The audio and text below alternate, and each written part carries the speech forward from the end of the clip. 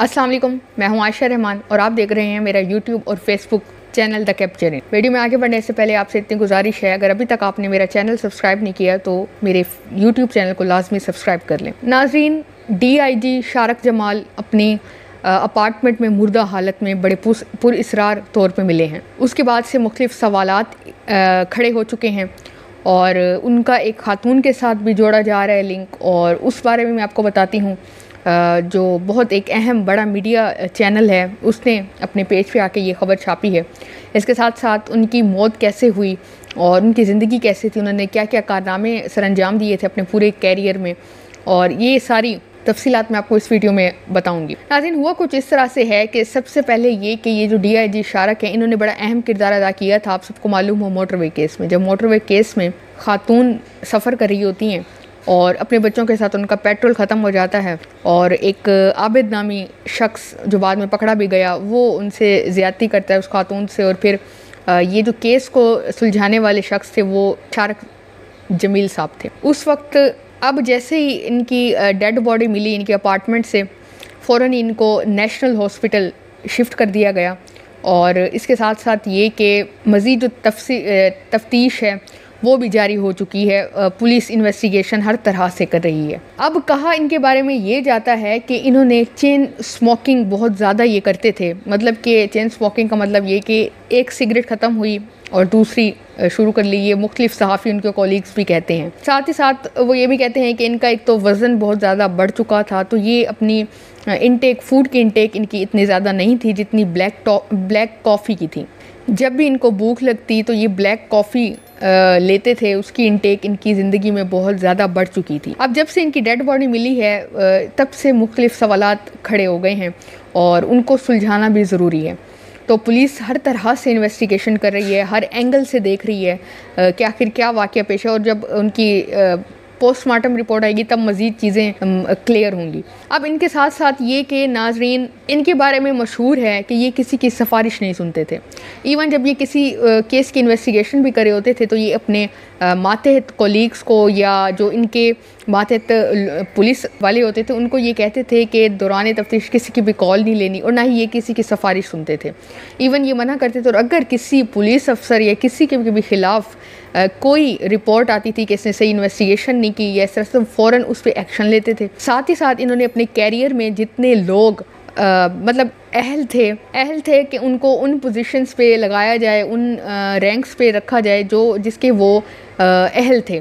जैसे अगर कोई SI था तो उसको SHO बनवाने में, या SHO को DSP बनवाने में, इस तरह से सारे इन्होंने बड़े किरदार अदा किए थे। इसके साथ साथ ये एक्सप्रेस ट्रिब्यून में और नवाहे वक्त में कॉलम भी लिखा करते थे, और ये भी कहा जाता है इनके कॉलीग्स की जानिब से, कुछ सहाफ़ी हज़रात की जानिब से, कि ये शेर व शायरी भी करते थे। मतलब ये बहुत ही ज़हीन ऑफिसर थे, और इनको मतलब कि जो भी हाई प्रोफाइल केस होते थे वो कोशिश की जाती थी इनको दिया जाता था, क्योंकि इनका तजर्बा बहुत ज़्यादा था और इनको ये इन चीज़ों में माहिर बहुत ज़्यादा था इन्वेस्टिगेशन के हिसाब से। दूसरा ये कि जब ये इन्वेस्टिगेशन करते थे तो जो भी मतलब कि अगर कोई चीज़ सामने आती थी कि ये इसके ख़िलाफ़ है, या मतलब सिफारिश तो सुनते ही नहीं थे, तो ये जो भी इन्वेस्टिगेशन में चीज़ें सामने आती थी ये जूँ की तूँ वैसे की वैसे लिखते थे। तो इनका बड़ा नाम था। हाई प्रोफाइल केसेस हर तरह से कोशिश की जाती थी कि इनको ही दिया जाए, क्योंकि उनको सुलझाने का अंदाज़ ही अलग था।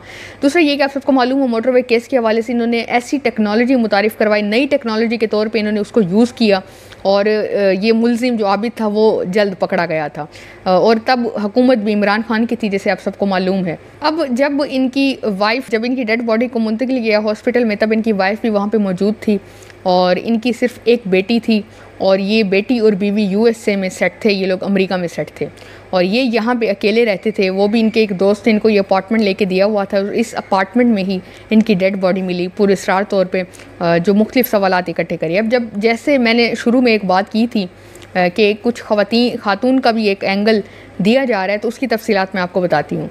ये 24 लाहौर में वाक़ ये 24 न्यूज़ हैं वो इसको रिपोर्ट कर रहे हैं, और वो कहता है कि लाहौर में वाक़ डिफेंस व्यू अपार्टमेंट में DIG शारक जमाल की पुरअसरार मौत के बाद फ्लैट पर खातून की मौजूदगी का इंकशाफ हुआ था। ये नया इंकशाफ है, लेकिन पुलिस 2 अफराद की गिरफ्तारी से मुतल्लिक तफसीलात बताने से गुरेज़ा थी, लेकिन अब अहम खबर सामने आई है। खबर ये है कि DIG की पुरअसरार हलाकत की तहकीकात में नया मोड़ आ गया है। शारक जमाल के साथ फ्लैट पर मौजूद खातून दरअसल आला हुकूमती ओहदेदार निकली। सामने आने वाली इतलात के मुताबिक फ्लैट से गिरफ्तार की गई खातून तर्जमान इलेक्शन कमीशन कुरतुल लैन निकली। कुरतुल लैन तर्जमान पाकिस्तान रेलवे भी रह चुकी हैं। शायरी से दिलचस्पी रखने वाली कुरतुल लैन लिखती भी हैं। DIG शारिक जमाल भी शायरी लिखने में दिलचस्पी रखते हैं, जैसे मैंने आपको पहले बताया। शारिक जमाल और कुरतुल लैन अच्छे दोस्त थे। पुलिस की ज़ेर हिरासत कुरतुल लैन और खामद और दीगर अफराद को पुलिस ने घर जाने की इजाज़त दे दी है। पुलिस ने इस खातून को अपने पास रखा था, ज़ेर हिरासत रखा हुआ था और इन्वेस्टिगेशन भी की, हर तरह का एंगल देखा। उसके साथ साथ ये कि DIG शारिक जमाल के अहलखाना ने पुलिस कार्रवाई से इनकार कर दिया है, जिसके बाद DIG की नमाज जनाजा अदा कर दी गई है। नमाज जनाजा इचड़ा के इलाका मकबूल रोड पर अदा की गई। अब जो लवाहिकीन है उन्होंने मजीद इन्वेस्टिगेशन से भी रोक दिया पुलिस को। नमाज जनाजा DIG के ससुराल मियाँ मकबूल की हवेली में अदा की गई। DIG अमीन बुखारी, DIG ऑपरेशन अली नासिर रिजवी ने जनाजे में शिरकत की और मज़ीद दोस्त अहबाब भी इसमें शिरकत थे। मरहूम की तदफीन इचड़ा कब्रिस्तान में की जाएगी। तो ये अब तक की तफसीलात हैं नाज़रीन, और ख़ातून के हवाले से भी कहा जा रहा था कि इस तरह से है, और वो सामने आई चीज़ें सामने आई कि वो उनकी दोस्त थी। तो ये सारी अपडेट्स हैं अब तक की। मज़ीद इस तरह की अपडेट्स के लिए चैनल को सब्सक्राइब करें, दुआओं में याद रखें। अल्लाह हाफ़िज़।